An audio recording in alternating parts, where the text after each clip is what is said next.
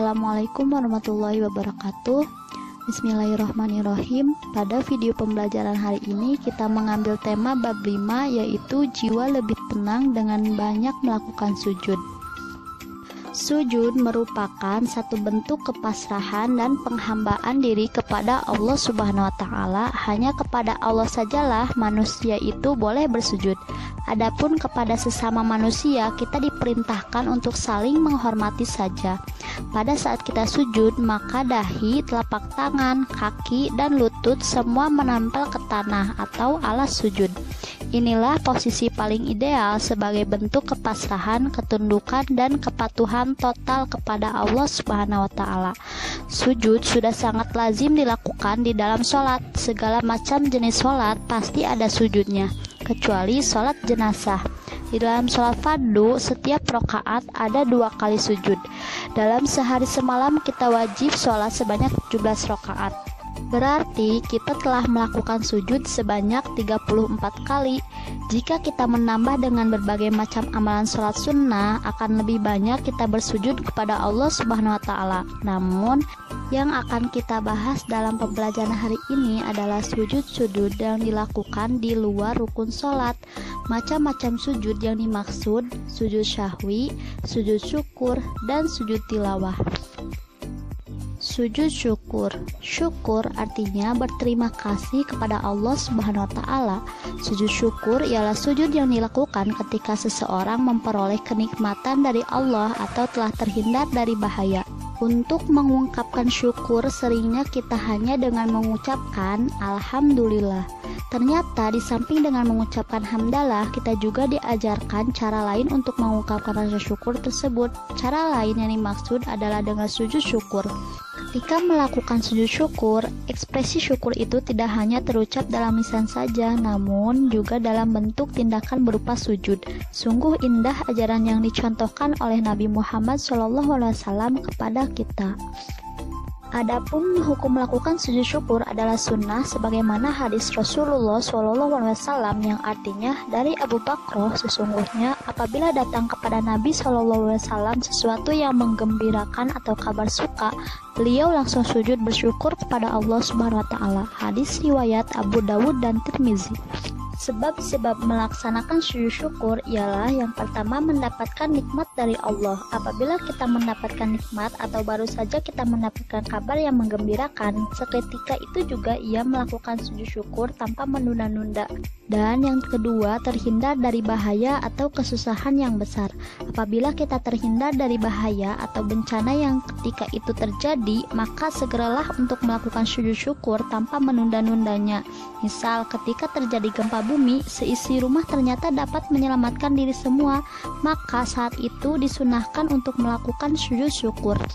Cara untuk melakukan sujud syukur yaitu yang pertama menghadap kiblat, yang kedua niat untuk sujud syukur, yang ketiga sujud seperti sujud dalam sholat dengan membaca doa Subhanallahi walhamdulillah wala ilaha illallah wallahu akbar wala haula wala quwata illa billahil aliyyil azim.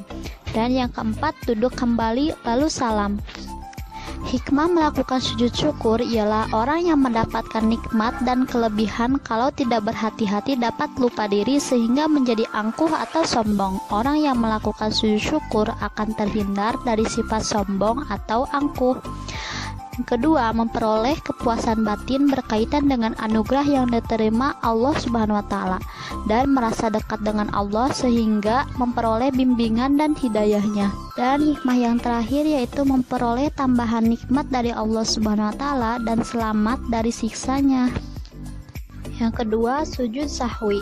Sujud sahwi adalah sujud yang dilakukan karena lupa atau ragu-ragu di dalam sholat. Sujudnya 2 kali dan dilakukan setelah membaca tahiyat akhir sebelum salam.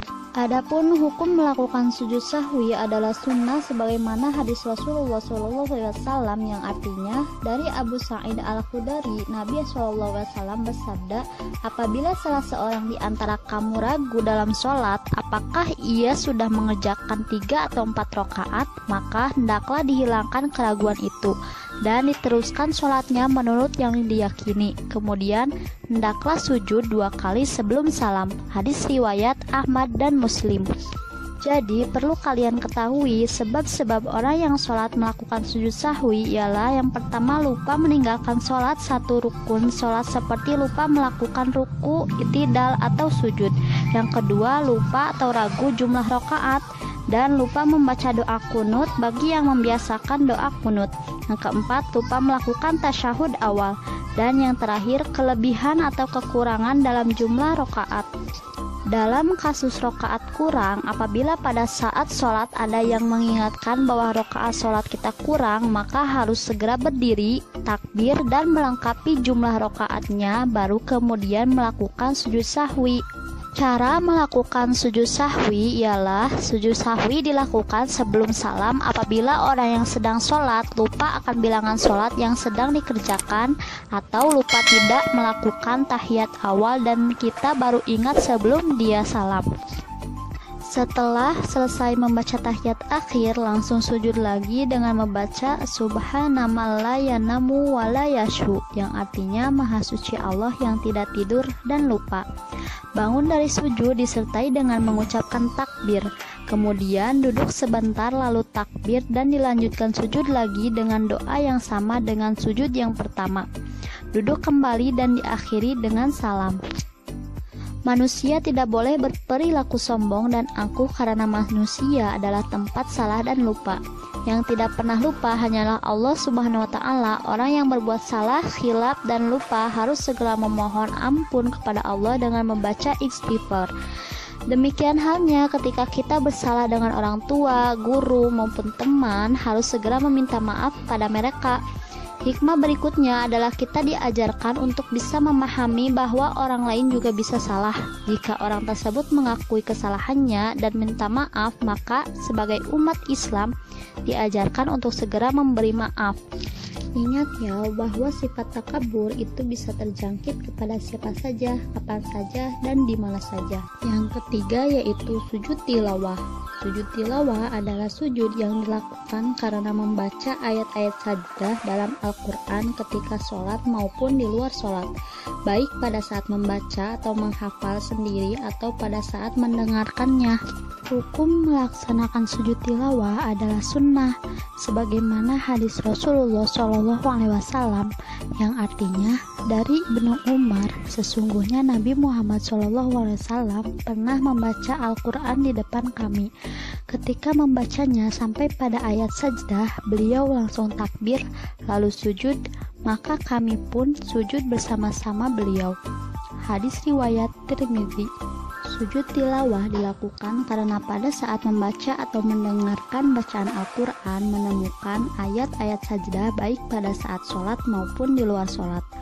Adapun ayat-ayat sajdah ada di dalam Al-Quran berjumlah 15, yaitu yang pertama Quran Surat Al-A'raf ayat 206, Quran Surat Al-Ra'd ayat 15, Quran Surat An-Nahl ayat 49, Quran Surat Al-Isra ayat 109, Quran Surat Al-Hajj ayat 18, Quran Surat Maryam ayat 58, Quran Surat Al-Hajj ayat 77, Quran Surat Al-Furqan ayat 60, Quran Surat An-Naml ayat 25, Quran Surat As-Sajdah ayat 15, Quran Surat Shad ayat 24, Quran Surat Fussilat ayat 38, Quran Surat An-Najm ayat 62, Quran Surat Al-Insyiqaq ayat 21, dan Quran Surat Al-Alaq ayat 19.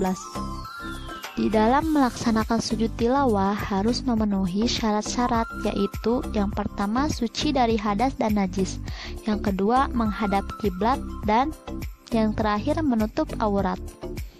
Rukun sujud tilawah ialah yang pertama niat, yang kedua takbiratul ihram, yang ketiga sujud satu kali dengan diawali bacaan takbir, yang keempat duduk setelah sujud dengan tumaninah tanpa membaca tasyahud, dan yang terakhir membaca salam.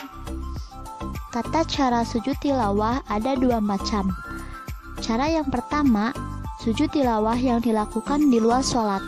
Adapun cara yang melakukan sujud tilawah di luar sholat, yang pertama berdiri menghadap ke kiblat, kedua berniat melakukan sujud tilawah, yang ketiga takbiratul ihram, Dan yang keempat, sujud 1 kali.